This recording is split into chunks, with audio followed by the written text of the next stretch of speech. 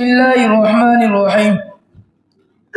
الحمد لله وكفى وسلام على عباده الذين اصطفى اما بعد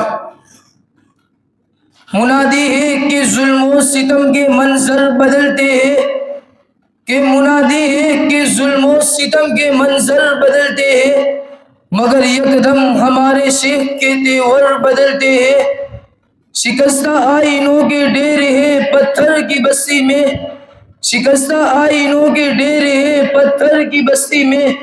وہی بازو ہے لیکن ہاتھ کے پتھر بدلتے ہیں کبھی قاتل کبھی منصف کبھی ہمدرد بنتے ہیں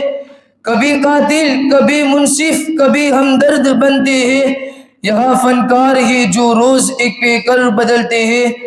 معزز سامعین کرام آج کی اس محفل میں آپ کے سامنے جس عنوان پر گفتگو کرنا چاہتا ہوں وہ ہندوستان کا محکمہ عدلیہ کسوٹی کی ترازو پر ہے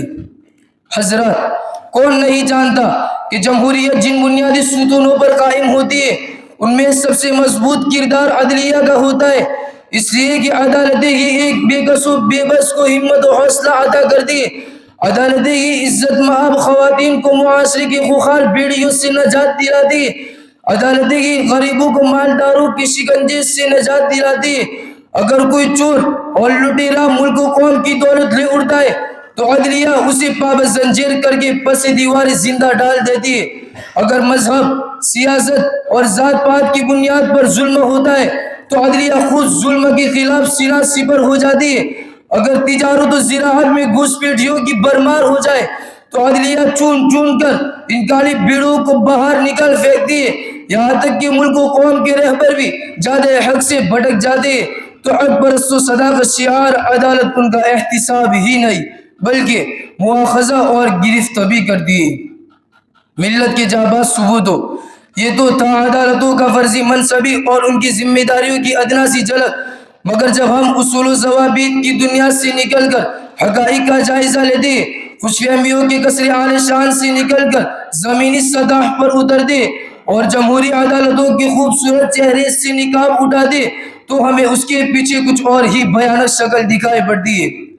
غریبوں کو انصاف دلانے والی عدلیہ مالداروں کی آغوش میں بیٹھی نظر آتی ہے مظلوموں کا سہارا بننے والی عدلیہ ظالموں کے پیٹھ تھپتھپاتی دکھائی دیتی ہے لٹیروں چوروں اور اچکوں پر ہاتھ ڈالنے کے بجائے یہ عدالتیں شریفوں عزت داروں اور صداقت پسندوں کی عزت خاک میں ملانے کا کام کرتی ہے رعایا کے حقوق کی علم بردار یہ عدالتیں لیڈروں کے تحفظ کی قسمیں کھاتی ہے ارے اسی پر بس نہیں آج مذہب و عقیدت اور ذات پات کی بنیاد پر فیصلے ہونے لگے وکیلوں کی فائلیں اور ججوں کے قلم بک رہے برسر عام انصاف کی نیلامی ہو رہی ہے عدل و انصاف اور شہری حقوق کی ضمانت دلانے والی عدلیہ خود غاصب بنی بیٹھی چراغ مصطفی کے پروان آج ملک کے طول و عرض میں فتن و فساد کی آگ پھیلی ہوئی ہے کہاں ہے امن و امان کی بارش برسانے والی عدلیہ کہیں بھی بھیڑ جمع ہو کر کسی بھی بے قصور کو مذہب سیاست اور ذات پات کی بنیاد پر مار ڈال دیے کہاں ہے انصاف کا پروانہ دلانے والی ہائی کورٹ جس کا جی چاہتا ہے ملک و قوم کا خزانہ لوٹ کر فرار ہو جاتا ہے کہاں ہے نظام معیشت کی نگران سپریم کورٹ میں پوچھنا چاہتا ہوں کہ دہشت گردی کے الزام میں بلا وجہ جیل میں سڑنے والے نوجوانوں کی آخر زندگی کون بچائے گا ملک کے ان ظالم سرمایہ داروں کی آنکھوں میں آگے ڈال کر آخر کون سی عدالت بات کرے گی جو قومی خزانے کو چوستے جا رہے ہیں مجھے کوئی بتائے گا کہ پولیس کے مظالم کے سامنے عدالتیں چپ کیوں ہو جاتی ہے ملزم کا نام سن کر فیصلے بدل کیوں جاتے ہیں چند کاغذات کی نوٹیں لے کر ان کے پیر ڈگمگاتے کیوں جاتے ہیں انصاف کی بنیاد پر فیصلے کرنے والی عدلیہ کب سے عقیدتوں کی بنیاد پر فیصلہ کرنے لگی شمع محمدی کے کفن بردوش پروان بڑے دکھ اور افسوس سے لڑکھڑاتی زبان سے ہی صحیح اس کا بھی ہمیں اعتراف کرنا ہوگا کہ جسے ہمارے طلے امتیاز گئے یا متایا گرا مایا گئے عالم و جہاں میں ہماری عزت کا جسے نشان گئے یا سربلندی و سرخ روئی کا ضامن جسے گئے انصاف پر مبنی وہ عدلیہ آہستہ آہستہ شکوک و شبہات کی نظر ہو گئی کل تک جو محکمہ عدلیہ مظلوموں کی امید گاہ مسلوب الحق بیچاروں اور مسکینوں کا ماوا ملجا بنا ہوا تھا آج وہ سرکاری چاپلوسی کی بھیڑ چڑھ گیا اس کے فیصلوں کی شفافیت گدلی اور مٹیالی نظر آنے لگی طرفداری اور خاص مکتب فکر سے تعلق رکھنے والے افراد کی تئی عدلیہ کی بے انصافی پر مبنی نگاہ کرم نے اس کی عظمت رفتہ کو ایک پارینہ خواب بنا دیا. اب مظلوموں کی آہیں اندر ہی اندر گھوٹ کر رہ گئی. بلبلاتے مظلوم و معصوم بچوں کی سسکیاں حلق ہی میں گم ہو کر رہ گئی.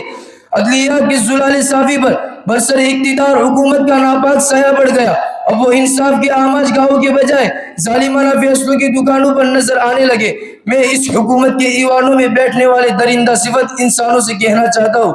مٹ جائے گی مخلوق تو انصاف کروں گے، مٹ جائے گی مخلوق تو انصاف کروں گے، منصف ہو تو پھر حشر اٹھا کیوں نہیں دیتے. عزیزان من،